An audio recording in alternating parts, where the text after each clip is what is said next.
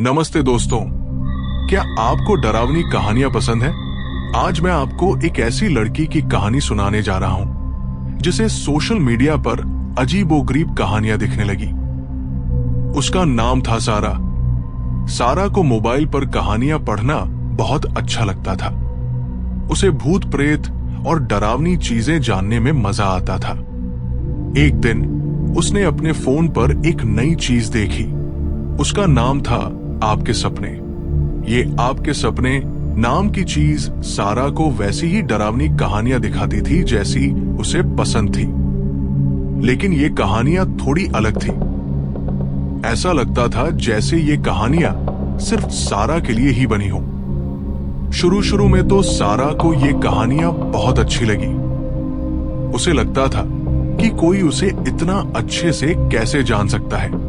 कहानियों में वही डर और वही बातें होती थी जिनसे सारा थोड़ा डरती थी, जैसे अकेले घर में रहना या घर के पीछे वाले अंधेरे जंगल में कुछ अजीब दिखना।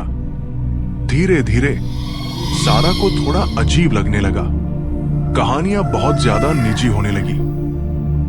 एक कहानी में एक खास तरह की चिड़िया के बारे में बताया गया था और अगली ही सुबह सारा ने वैसी ही चिड़िया अपनी खिड़की पर देखी। फिर एक और कहानी आई। उसमें सारा के घर के पास वाली सड़क का जिक्र था और कहानी में जो घर बताया गया था वो बिल्कुल सारा के घर जैसा दिखता था। सारा डर गई। उसने सोचा कि ये कैसे हो सकता है? क्या कोई उसे छुपकर देख रहा है? उसने अपने फोन की सेटिंग बदलने की कोशिश की ताकि उसे ये डरावनी कहानियां न दिखें, लेकिन कुछ भी काम नहीं कर रहा था।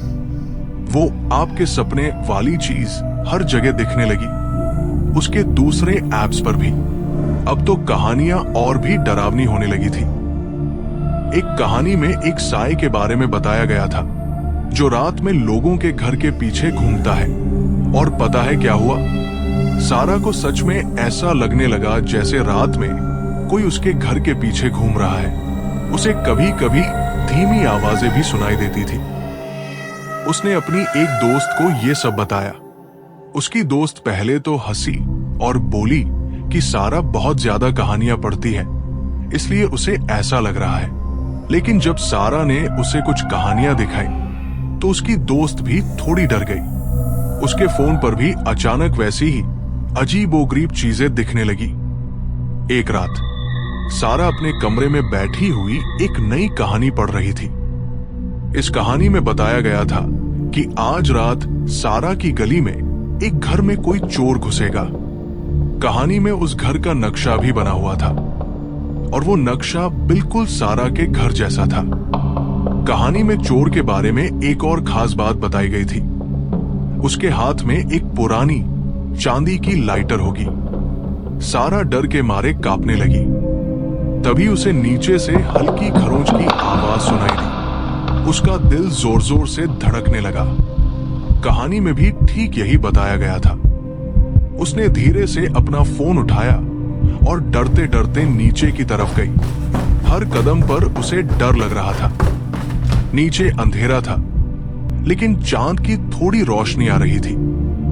और फिर सारा ने देखा उसके घर के पीछे के दरवाजे के पास एक धुंधली सी परछाई खड़ी थी और उस परछाई के हाथ में एक चमकती हुई चांदी की चीज दिखाई दी। यहां कहानी थोड़ी देर के लिए रुक जाती है। क्या लगता है सारा ने उस परछाई को पहचान लिया होगा? क्या वो चोर सच में कहानी वाला चोर था? सारा को अब क्या करना चाहिए? सारा बहुत डर गई थी, लेकिन उसने हिम्मत दिखाई और धीरे से आवाज लगाई। कौन है वहां? परछाई एकदम से हिल गई और दरवाजे को खोलने की कोशिश करने लगी।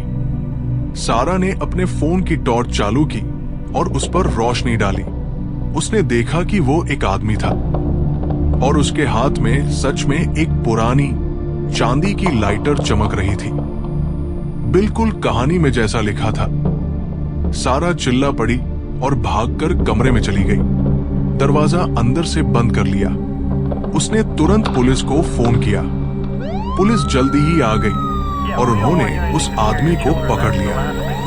पता चला कि वो सच में चोरी करने आया था। लेकिन सारा अब भी सोच में डूबी हुई थी। वो कहानियां इतनी सच कैसे हो सकती थी? क्या कोई उसे देख रहा था? क्या उसका फोन उसे डराने की कोशिश कर रहा था? उस दिन के बाद सारा ने सोशल मीडिया का इस्तेमाल करना कम कर दिया। उसे अब भी वो डरावनी आपके सपने वाली चीज याद आती है और वो सोचती है कि क्या वो सब सच था या सिर्फ एक बुरा सपना। तो बच्चों, याद रखना कि कभी कभी जो चीजें हमें ऑनलाइन दिखती हैं वो सच नहीं होती, लेकिन कभी कभी वो बहुत डरावनी भी हो सकती है। अगर आपको इस तरह की डरावनी कहानियों में दिलचस्पी है तो इस चैनल को सब्सक्राइब करें और इस वीडियो को लाइक करें।